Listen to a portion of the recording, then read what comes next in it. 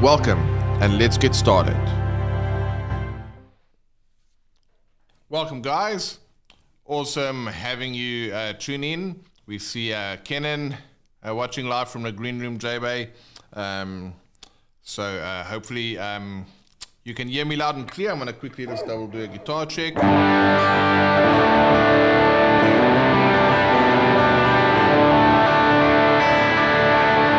So if you can hear me speak and you can hear my guitar, then we are off to the races indeed. So let me know in the comment section there if you can hear and see me, and that way we don't have a technical glitch getting started and then not sure that sometimes we forgot to push a button. So we get some thumbs up there. Looks that everything is working fine. Wonderful. So as you are tuning in, also let me know where in the world you are watching from. It's always great to know where our members are tuning in from across the world. And I'm going to just open up my app here, so in case I need to get a heads up about anything, then that's going to show up as well. So cool. Noel Thomas giving us the horns there, saying all good. Wonderful. Great to have you, Noel. And then Brian Beloshapka, one of our members from the Worship Guitar Skills Academy, tuning in. Hey, Brian. Great to see you. Noel says we can hear you. Awesome, awesome. Wonderful. That's great to know. Today, we are talking about rhythm, and specifically exploring some rhythmic variations and combinations that you can use to go ahead and really add some vibe to your playing. So if you think about it, when we are talking and we're communicating, hey, Manuel tuning in from South Pasadena, and Noel Thomas from Dallas, Texas. Awesome, awesome. We always love the international audience we get to have on these calls. So when we are talking, there's a certain rhythm and a pace, and there's certain words that we choose to accent. There's certain pauses that we use for effect, and you know, different people have different ways of communicating. I've got a very South African accent. English is my second language. So obviously my accent is going to sound very different to someone living in the UK versus the US versus Australia, right? So we all have different accents. But that is kind of the way, what it sounds like, but how I talk and what gives my talk a rhythm and all those kind of things, that is the rhythm. So that's what we're going to be talking about today. We've got Barna tuning in from Spain. Hey, Barna, great to have you. And that is one of the things that people typically overlook on guitar, is they want to learn cool chords, they want to learn cool licks and scales and all that other kind of stuff, but then they don't learn to play rhythm. And then the equivalent of that would be like talking to somebody that talks in a very monotone style of talking with no real accents or rhythms in it talking, and it's very monotone, it's very dull. And if you imagine if I were to talk like this the whole time, then you know that wouldn't be very entertaining. It wouldn't be very nice to listen to, because it lacks some vibrance, it lacks some momentum and all those kind of things, and that's what rhythm does for your playing. So today I want to show you guys a couple of ways in which you can level up your rhythm guitar playing, because when that is on form and you can play good rhythm, it will help your rhythm playing, of course. It will help your lead guitar playing, whether you're playing arpeggiated chords, whether you're playing full-blown lead lines, whether you're playing rhythmic things, whatever the case may be. It's going to be so much better when you play with good rhythm. So I've got a track prepared here, which I will cue up for us, that we can go ahead and jam some stuff over there. And I've got a few diagrams prepared here as well. Now, something we talk about a lot is that concept of vamp, which means it's the visual nature, that you can see your shapes on the guitar, the aural ability, the A, so that you can hear what you're doing, what is the difference between a major and a minor and intervals, all that kind of stuff. The M stands for mental understanding, that you understand the theory behind what you're doing, and the P is for the physical ability to do what you need to do. Now, when it comes to rhythm, not a lot of people are able to read rhythms, you know, because typically guitar players are notoriously bad sight readers. Sight readers is if you can put a sheet music in front of you and just read and play it. And there's many reasons for that, which we won't get into today. But unfortunately, that has led to people not being able to read rhythms, which then they are kind of flying blind a little bit because they can't see a rhythm. Now, you might be saying to myself, Charles, if you play rhythm, I can hear it, and yes, I can see your hand move, but don't we hear and feel rhythm more than seeing it? An answer there would be yes, but I can also write down rhythms like this. So right here on my screen, you are going to see different rhythms. So that is pattern 1, this is pattern 2, this is pattern 3, and these are rhythms that if you know how to read a rhythm, then you can get a lot further on the guitar, because not only you don't have to only rely on your ear to pick something up, but you can actually see what is going on there. And that is what I want to show you today. So what I'm going to do right now is I'm going to quickly pull up this track, and then let's go back to our main camera for the guitar. And then I'm just going to jam a little bit over this backing track.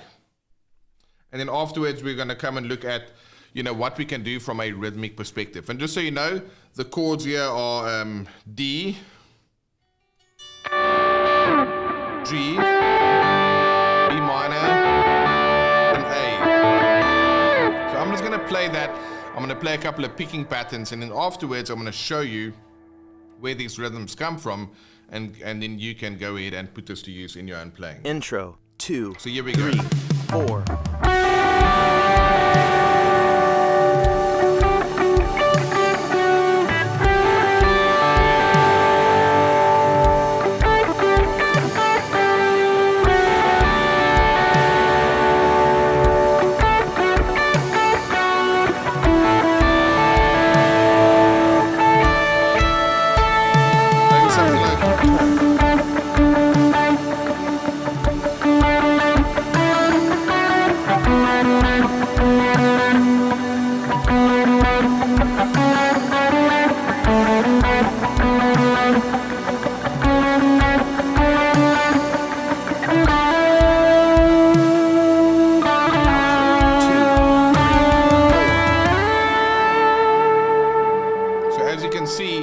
I use different rhythmic patterns there to give myself to add some vibe to the notes. I can kind of up the ante and doing something a lot more rhythmic like this. Intro, 2, 3, 4.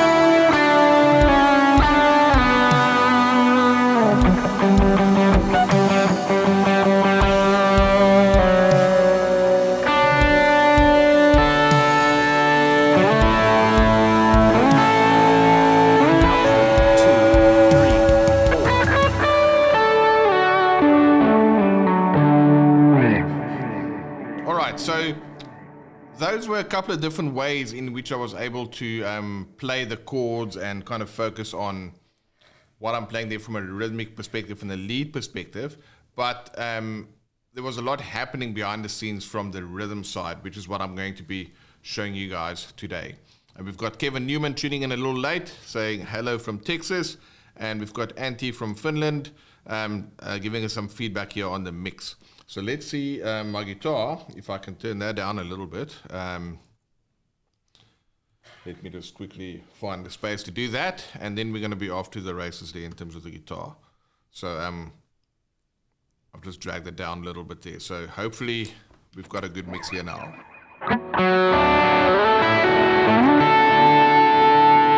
All right. So let's go to the iPad here and then look at what's going on, rhythmically speaking. If I have a rhythm like this, what you are seeing on the screen there right now is obviously a rhythmic pattern. And I just want to show you a couple of things. This right here is just what we call the treble clef. So that means it is written for treble clef instruments like the guitar. Secondly, these two dots that you see in the beginning and end, they are repeat signs. So when we get to the end, we're going to go back to the beginning again. That's what the repeat signs mean. The counts here, that is how you would count the rhythm. So in this case, it's 1, 1 and 2 and 3 and 4 and 1 and 2 and 3 and 4 and. That is how you would play the rhythm. And then if you look at what's going on here in terms of these notes, they might look a bit weird for some of you because they are not your typical note heads. So if I were to do the note heads, then it'll look something like this. Let's check it out. I would write, say, the actual note heads like this. If this was a different piece of music like that, then these notes that I've just drawn very badly there, that actually tells me where to play the notes on the guitar. But as you can see, these are like rhythm slashes, right? They are, looks like that, and it's not the note heads. Well, what does that mean? That means we are only concerned about the rhythm, all right, in terms of what the rhythm is. So we've got Manuel saying rhythm is one of his biggest weaknesses, along with pizza and chocolate. Yeah, definitely. I have the same problem with pizza and chocolate for sure. Well, rhythm is just an overlooked area, and one of the best ways I've found to develop your rhythm, obviously, it's to practice with a metronome, with other musicians, with drum grooves and all that kind of stuff. But when you can actually learn to see a rhythm like this, then what's going to happen is your brain, which is awesome, right? God made us, we are fearfully and wonderfully made, the word says. And if you look at the power of our brains, what it can do in terms of just thinking and you know, just all the awesome things your brain does, when you can learn to read rhythms, your brain can actually get an opportunity to grasp what is going on there. Whereas if you don't learn to read rhythms, then you don't really get that analytical side, the mathematical side, and you don't have to be a rocket scientist to see any of these kind of things, but that it gives you another angle to approach this with. And yeah, this rhythm you can see, it starts on beat 1, the of 1, and the and of beat 2. So that'll be 1E and a 2E and a 3 and a 4E and a 1E and a 2E and a 3 and a 4E and a... So I've got a couple of patterns here that I want to show you. Now, interestingly enough, if you look at, let's go to this pattern. I just want to show you something here. This is a full 16th note pattern, which is a polyrhythmic rhythm. So that means in a bar, I have the opportunity to play 16 notes, right? That is all the notes that you can fit in on a bar. But of course, that contrasts that 16th notes with just 3 notes in a bar, like this one. And I want to just quickly play that for you. If I play all 16 notes, and I'm not going to go to the 16th note one now, but if I play 16th notes, it's going to sound like this. As you can see, there's hardly any space for anything else. Whereas if I play a rhythm like the one that you can see in front of you right now, 1 and 2 and 3 and 4 and 1 and 2 and 3 and 4 and 1 and 2 and 3 and 4 and 1 and 2 and 3 and 4 and... Can you hear how there's a structure behind what I'm playing? If I play this one here, it'll be 1E and a 2E and, which will sound like this. 1E and a 2E and 3 and 4E and a 1E and a 2E and 3 and 4E and a 1E and a 2E and 3 and a 4E and a 1E and a 2E and 3. It's a totally different feel. So what I'm going to do, I am going to play a couple of these rhythms with a track, and then we'll get into the teaching portion. But what I want you to pay attention to over there is just looking at how different everything sounds as it relates to the actual rhythm. So what I just want to do is quickly grab an extended version of that track. Let me just grab that one sec. We've got so many tracks that we're trying to keep track of them all. So the one that I've got on my machine here next to me, it's just a short version. So we've got 1, 4, 6, 5. Let me just double check if we got that in D.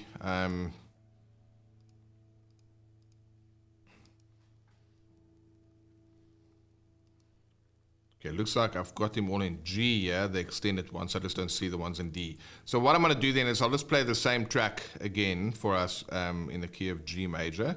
Let me just double check one thing here real quick.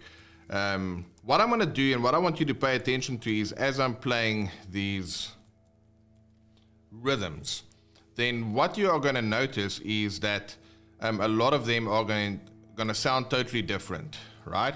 And I might as well just play it for us in the key of G, so it'll be an extended version. So my voicings are going to be in a different place.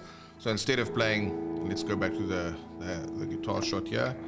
Instead of playing D, G, B minor, A, we're gonna play different chords. It's gonna be G, 4, C, E minor, 6, D. Alright, so what we're gonna do is I'm gonna cycle through these rhythms, so you'll see me page from time to time. Do yourself a favor and then just listen to these rhythms and kind of see which one of these rhythms kind of give you what's the word I'm looking for, that they sound cool to you, and other ones that don't quite sound the same. And then let me know what your favorite rhythm is. I'm going to cycle through a couple of these and then we can see what that sounds like. So let me just rewind this track. That's the 32nd one. I'm going to play one that's a little bit extended. 1, 4, 6, 5. All right, cool. So pay attention to what I'm doing here is I'm going to play, every time I'm going to play a rhythm, and you can see what the pattern is that I'm using. And when I page on the iPad, you're going to see me go to different patterns. All right, so let's have a listen to that. I'm going to show you what some patterns that you can go ahead and use in your own playing, together with how you can combine them to create some really cool rhythms. So here we go. I'm going to go ahead and fire away on the track here. Let me just turn the volume down a bit there.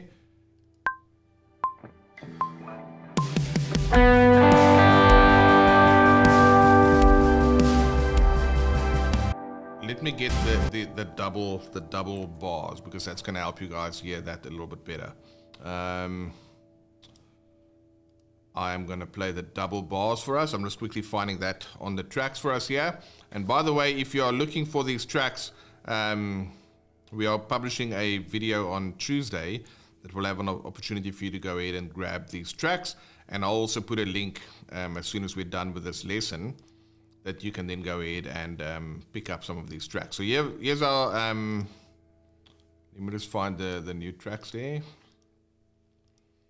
When you practice with this stuff where you have the pads and all these kind of things working together, then what's happening there is you're practicing it in a musical way. And this is the exact track that I was looking for. Let's just make sure that this is our, yes, 1, 4, 6, 5 in the key of D. Awesome. You don't want to practice, it's hard to practice rhythm when you're doing it in isolation. That's why you either want to practice it with a metronome or a drum groove, or even better, like I'm doing here right now, with a backing track that has got bass and drums and keys in it as well.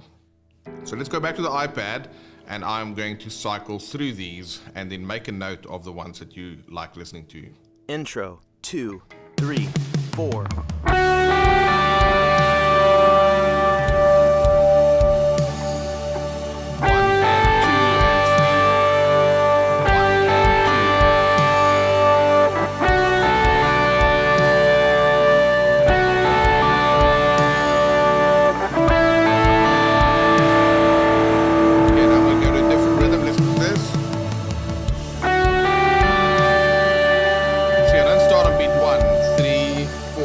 One, and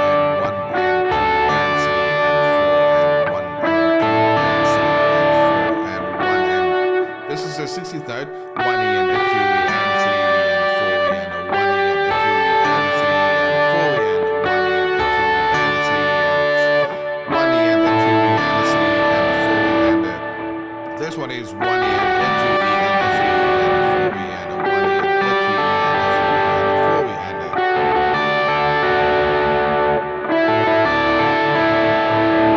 and then this one is 1 E and a 2 E and a 3 E and a 4 E and a 1 E and a 2 E and a 3 E and a 4 E and a 1 E and a 2 E and a 3 E and a 4 E and a 1 E. And then our last one was 1 E and a 2 E and a 3 E and a 4 E and a 1 E and a 2 E and a 3 E and a 4 E and etc. So let me know if it's useful to actually see what the rhythms look like. There is actually a mental, I don't know if you'd call it a mental condition, but there is a condition that some people have where when they listen to music, they don't just hear music, they also see it. There's some synapses in the brain that somehow fires in a different way. It's called synesthesia. So then they actually see shapes and they see colors based on what they hear, because instead of them actually just hearing it, they're physically seeing the rhythms there. So when we look at it like this, it's not quite synesthesia, but we can actually see what the rhythms look like over there. So Manuel says he liked pattern 2 and pattern 3. And those are two very common rhythms. And why is that?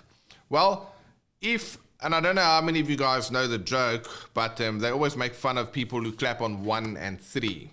Because typically when you listen to music, the snare drum happens on 2 and 4, and when you clap on 1 and 2 and 3 and 4, it just has a much better feel to it.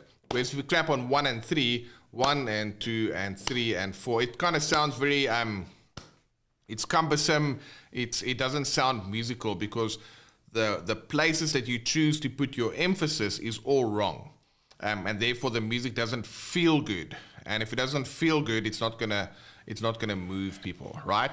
So what rhythm 1 did in this case, we started playing on beat 1, and then it was basically just 1 and 2. So it played 1 and 2 and 3 and 4 and 1 and 2 and 3 and 4 and 1 and 2 and 4 and 1 and 2. So it's nice. But if I were to use a word like, it's a little bit rudimentary, elementary, it just sounds a bit too basic. It doesn't quite have a feel. Whereas if I go to number 2, which is the first one Manuel said he preferred, look at what's happening here. This little sign that you see, that is what's called a rest. So that is a rest sign. So that means in music, that is silence. So I don't actually play on beat 1. I let the band come in, and then I only play and, 2, and. So that is pretty cool. 1 and 2 and 3 and 4 and 1 and 2 and. So if I cycle back between the non-musical one, which I guess is not really the correct term, but the one that doesn't have the same feel, between this one where I don't play on beat 1, can you see what's happening here is I've got just 3 notes. We call these 8th notes, all right? These are 8th notes. So both of them sound like this. That one sounds like this. That one sounds like that. So it's just 3 notes followed by each other. But can you see this one starts on beat 1, where this one starts on the and of beat 2. Sorry, the and of beat 1. So instead of starting on the bar, on the first beat, I start on the second beat of that. We call that the offbeat of beat 1. So 1 and 2 and. So just listen to this when I cycle through these things. And the big lesson or the big takeaway I want you to have here is I'm really not changing much. I'm just taking these 3 notes, and I'm literally just moving them an 8th note along. And by doing that, it changes the feel entirely. So have a listen to this. We're going to go with pattern 1. Intro, 2, 3, 4. 1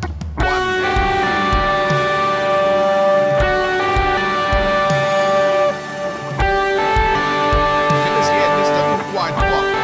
Whereas if I do this,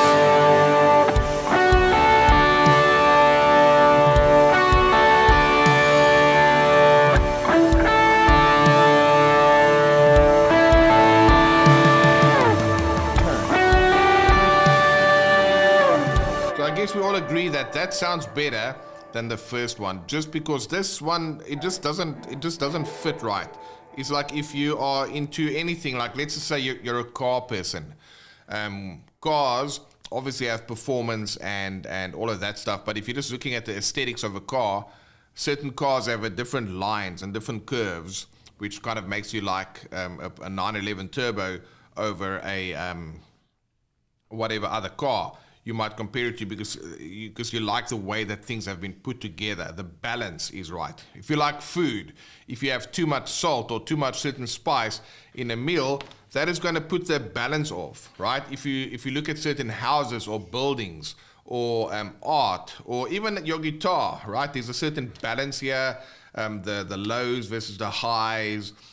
Just the way everything in life has a balance. What goes up must come down, loud, soft, fast, slow, whatever the case may be, there's that balance. So when you look at rhythm, you want to kind of get that balance to be musical, something to feel right, and you don't want that to be something that is a little off.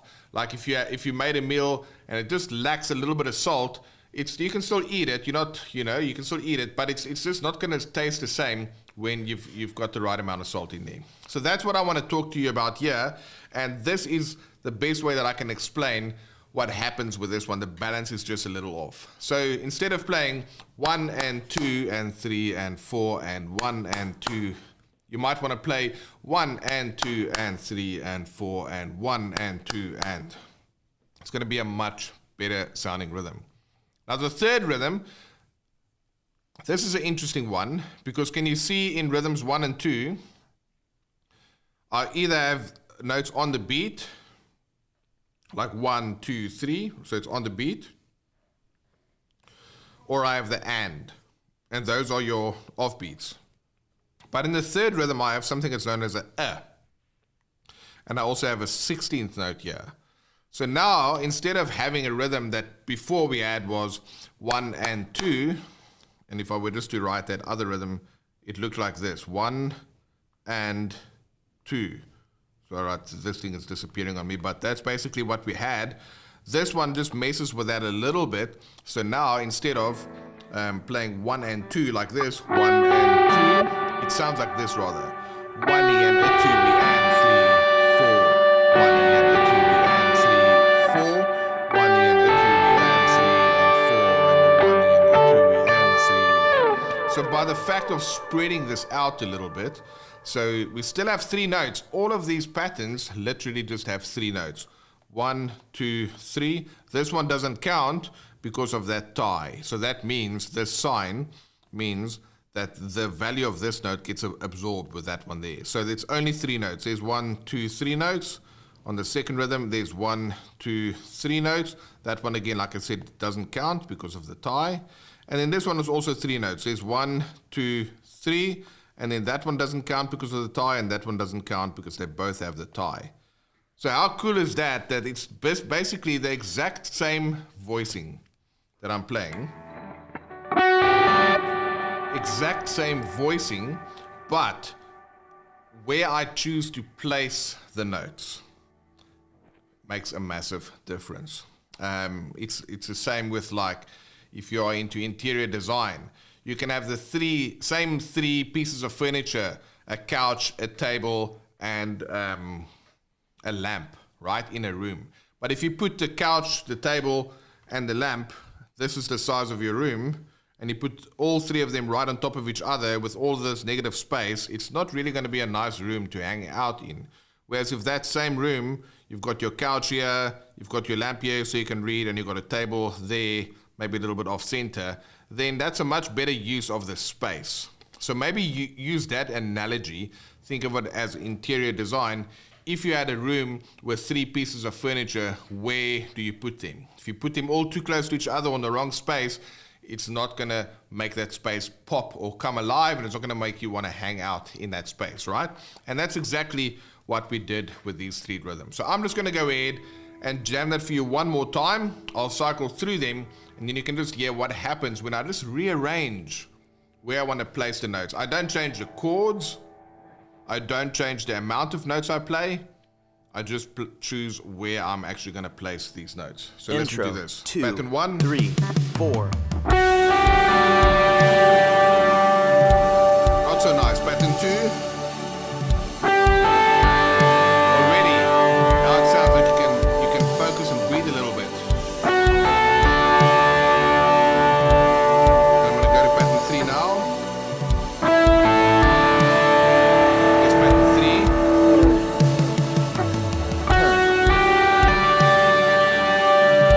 Again, it sounds much better. Same, it's still 3 notes. But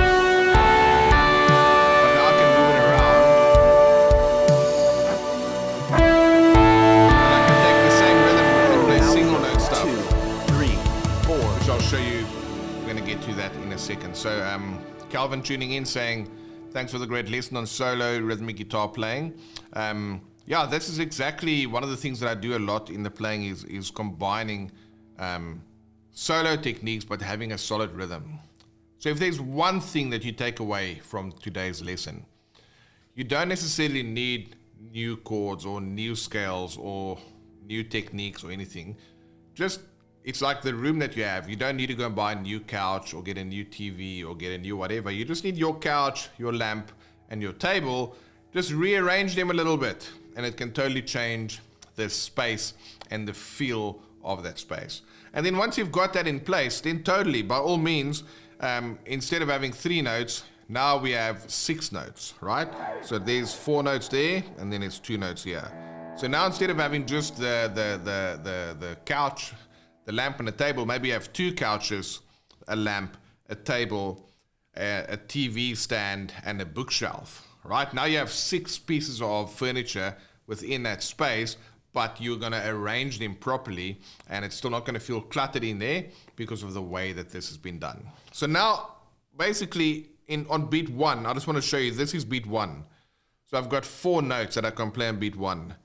Over here was beat 1, I have 2 notes, but they are spaced apart. 1 E and a 2 E and a 3 and a 4 E and a. Here's beat 1 that I only had 1 note, and here's beat 1 again, I had 2 notes, but they were spaced evenly, 1 and. But here I have 4 notes, which is quite interesting. So now I've got 4 notes, and then this note happens on an E, and that note happens on an A. So that's very syncopated. If I just play that for you like this, 1 E and a 2 E and a 3 and a 4 E and a 1, and then I let it ring for a bar. Already we can hear this sounds like a guitar part.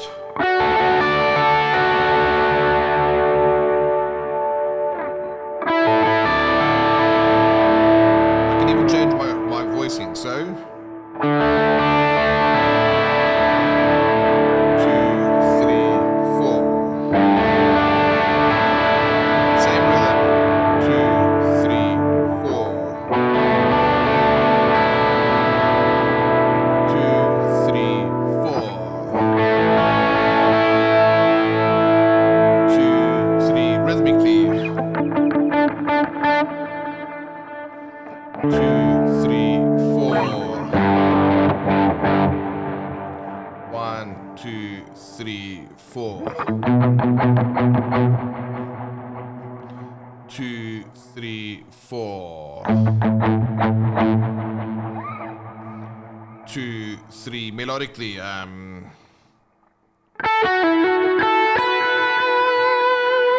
etc. So you can do the same thing with these rhythms. But can you see how powerful it was to actually just play that same rhythm? But it doesn't really matter about the chords that you play or the voicings that you play. And I'll show that for you in 3 different ways. I can play it like this, with open chords. Get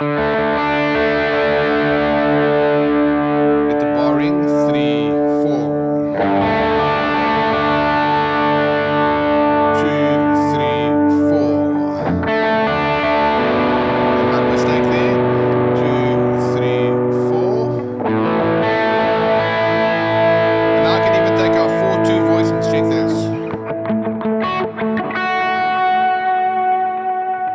3, 4.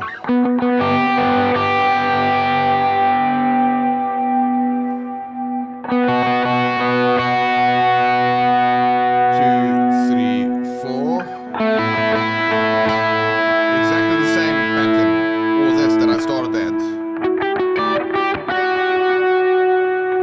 2, 3, 4. It's the same pattern all the time.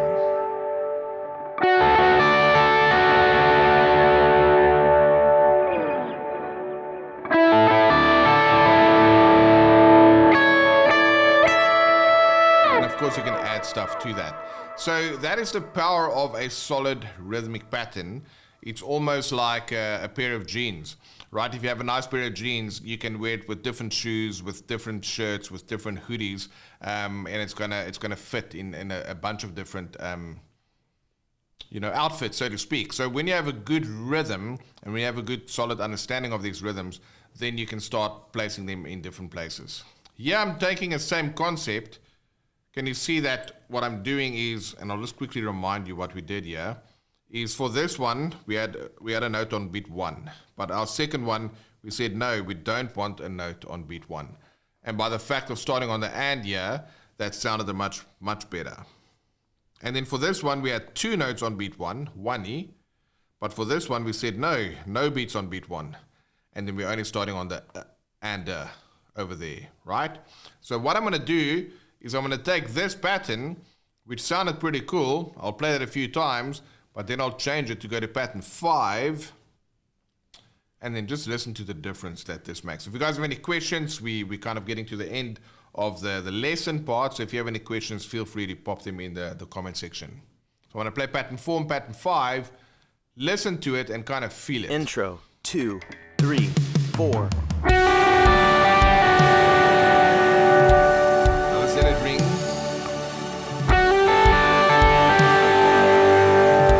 Pattern 4, still.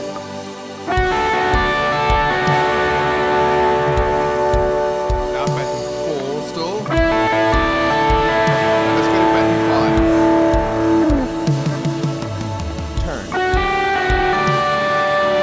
Much different, right?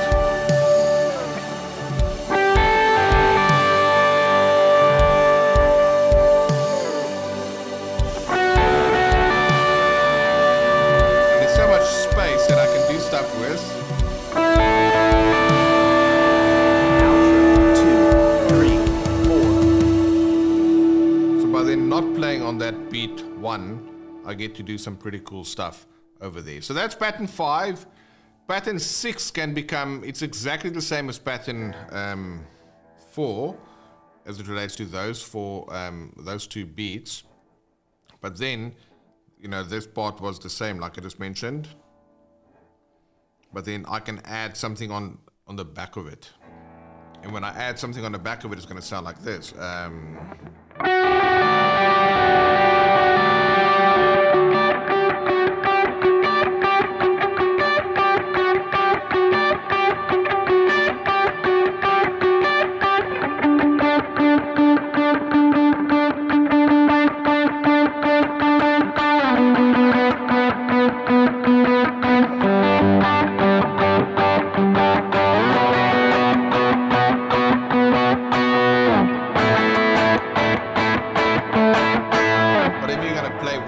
rhythm. That one is a bit more busy, and it sounds great for etc. So those were your first 6 patterns, and then you can obviously now combine them. This one says combo. So can you see here I'm combining 2 different patterns together. So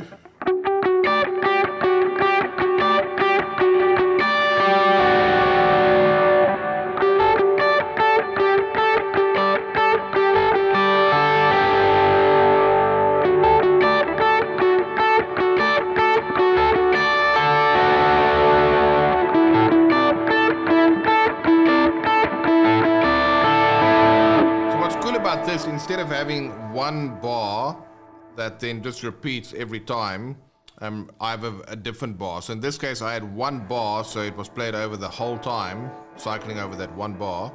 Whereas over here, it's one rhythm plus another rhythm, and then that gives you a different feel. We also have combo 2, which sounds like this.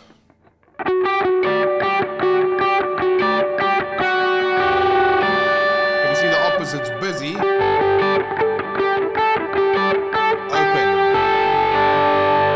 busy, open, then busy,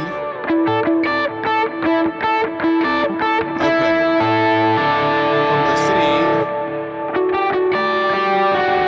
open and open. It's almost like a call and response.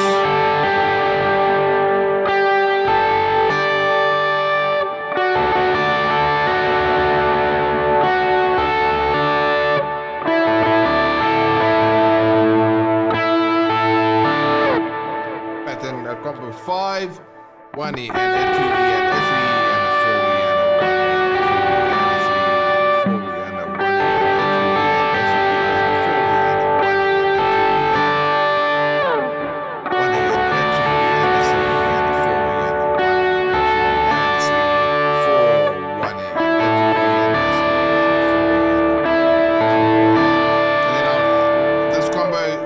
3 one of the first rhythms with one of the later rhythms. So 1 and 2 and 3 and 4 and 1 and 2 and 3 and 4 and 1 and 2 and 3 and 4 and 1 and 2 and 3. So can you see how it's literally like playing Lego, and you can kind of go ahead and just build your own rhythms when you know how to read these rhythms, which is a massive what shall we call it?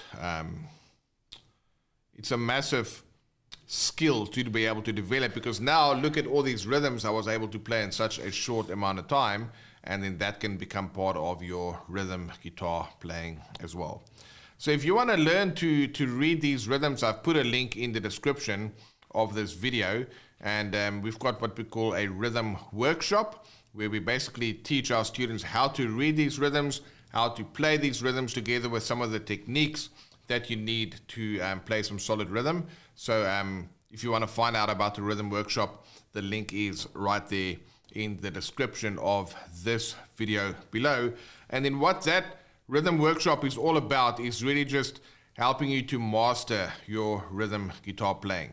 We're going to cover the fundamental elements of reading rhythms, how to play some complex rhythms similar to some of the ones I've done today, and how to also use some percussive elements to add some depth and energy to your playing. So stuff like those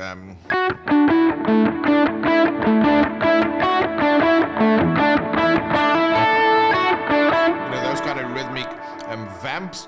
And this workshop has really been designed to elevate your guitar playing and just add some more purpose and emotion and intent to the notes. So you don't have to learn any new chords or any new scales. You already take what you know, but you're just going to use these elements to basically revolutionize your rhythm guitar skills, and then just create some really awesome moments in your playing with ease and confidence. So you don't need to learn anything new.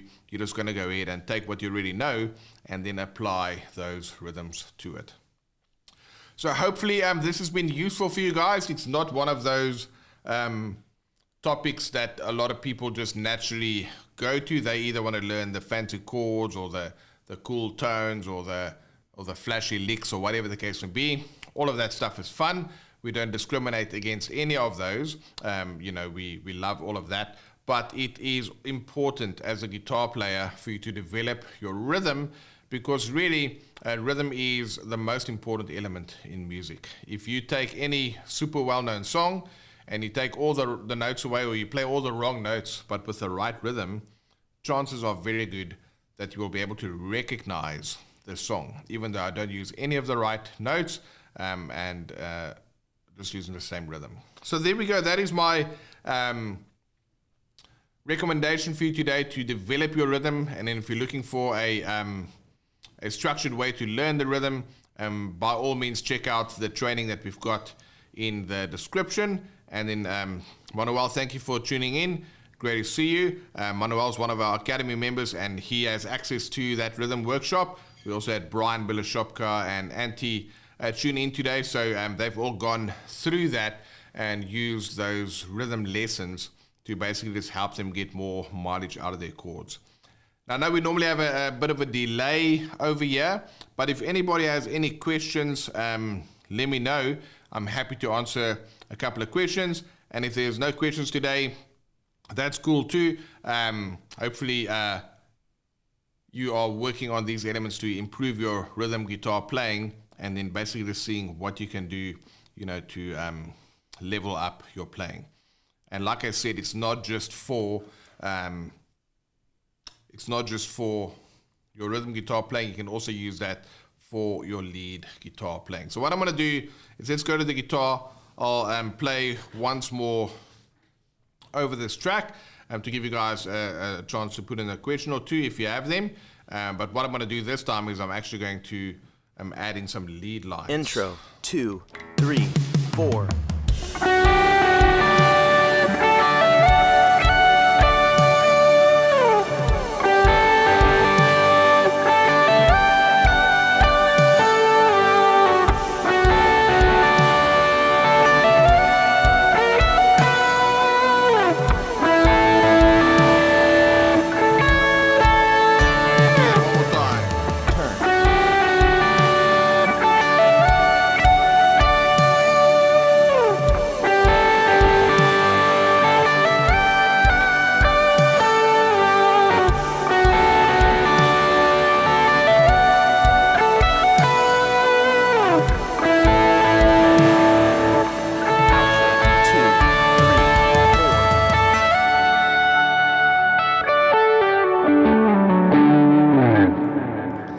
Hopefully you can see the rhythmic patterns, and kind of maybe keep in your mind that room that you want to organize with the furniture. When you put the right thing in the right place, it makes a big difference in the way the room feels. And that's important in music. So because you have to convey that emotion, and then if the music feels good, then it has a nice feel to it. We even use that to describe music, and it's got a nice a vibe to it. So there we go, guys. Thank you for tuning in. And if you're catching a replay, please go ahead and comment replay. Then it's always good to see that people are catching these live streams after the fact. And Barna is saying it was a really great video. Thanks. Barna, you're super welcome. Barna is tuning in from Spain. So great to have you over here. So thank you so much, guys. Have an awesome rest of your day. Earlier this week, we published a video. If you have not yet seen that, you might want to go ahead and check that out. And in that video, we're basically covering single note guitar parts. And we have played over a couple of famous worship songs using nothing but single notes as it relates to making up these parts. And then next week, we're going to release a video on Tuesday that will help you choose kind of what you want to be practicing in your practice sessions using the VAMP methodology. And then, of course, today, this live was all about rhythm. If you want to dive deeper into your rhythm guitar skills, go ahead and just check out that link in the description. All right, so with that, have a really great rest of your day, and we will see you guys with a new video on Tuesday and another live stream next week, Thursday. Have a good one, stay blessed, and stay safe.